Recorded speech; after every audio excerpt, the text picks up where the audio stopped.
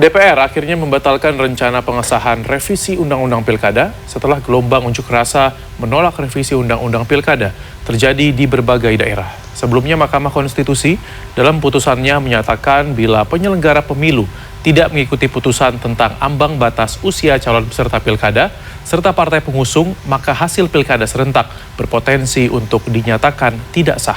Pakar hukum tata negara menyebut kisruh ini tidak semestinya terjadi karena keputusan MK seharusnya sudah final dan mengikat. Di sisi lain, KPU menyatakan akan berpedoman pada keputusan MK dalam pelaksanaan Pilkada Serentak 2024. Simak informasinya dalam laporan khas redaksi. Bahwa pada hari ini tanggal 22 Agustus, hari Kamis, pada jam 10.00 setelah kemudian mengalami penundaan selama 30 menit, maka tadi sudah diketok bahwa revisi Undang-Undang Pilkada tidak dapat dilaksanakan.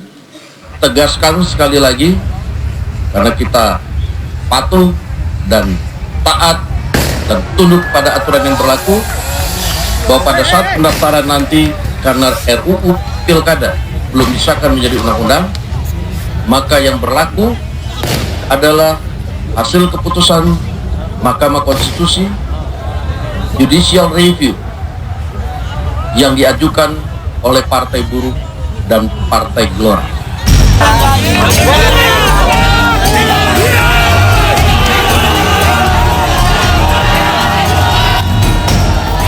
Inilah reaksi mahasiswa ketika mendengarkan konferensi pers yang disampaikan Wakil Ketua DPR RI Sufmi Dasko Ahmad pada Kamis malam. Mahasiswa meneriakkan kata kemenangan setelah sehari penuh berunjuk rasa menyuarakan penolakan terhadap revisi Undang-Undang Pilkada yang dilakukan anggota DPR. Pembatalan pengesahan revisi Undang-Undang Pilkada ini merespons gelombang aksi unjuk rasa penolakan di sejumlah daerah, termasuk di depan gedung MPR DPR Senayan, Jakarta. Rapat balik DPR yang berlangsung singkat bersama dengan DPD dan pemerintah terkait revisi Undang-Undang Pilkada tidak mengamanatkan putusan Mahkamah Konstitusi. Keputusan balik soal pasal usia batas minim calon kepala daerah dan ambang batas pencalonan bagi partai politik dinilai tak sesuai dengan keinginan masyarakat.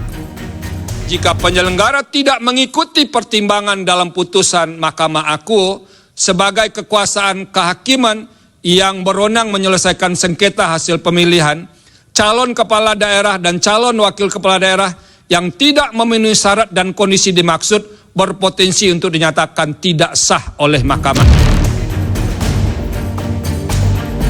8 fraksi di dalam rapat Badan Legislasi DPR menyepakati bahwa 2 isu utama di dalam revisi Undang-Undang Pilkada tak sejalan dengan putusan Mahkamah Konstitusi.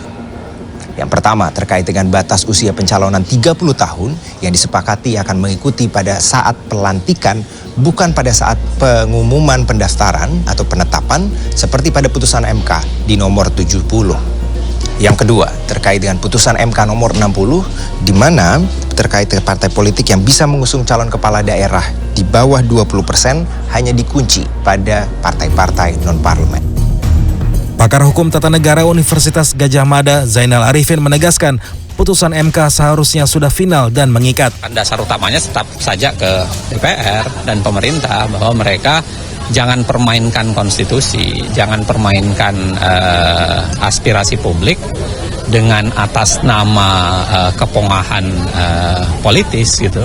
Karena nyaris kami tidak punya alasan yang bisa dibenarkan ketika DPR melakukan hal yang serupa seperti ini. Secara hukum, secara filosofis, secara sosiologis semuanya tidak pas gitu.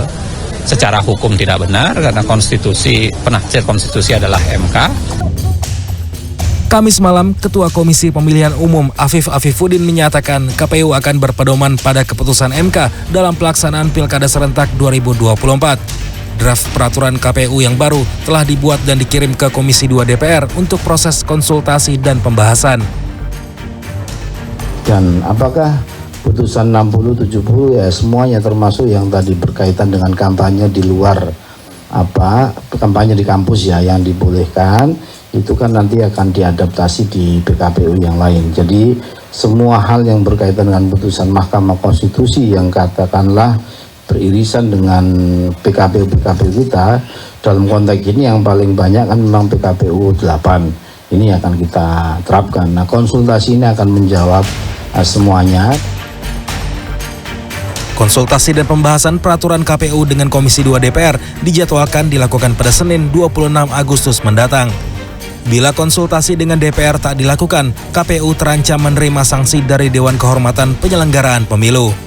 Tim Liputan CNN Indonesia.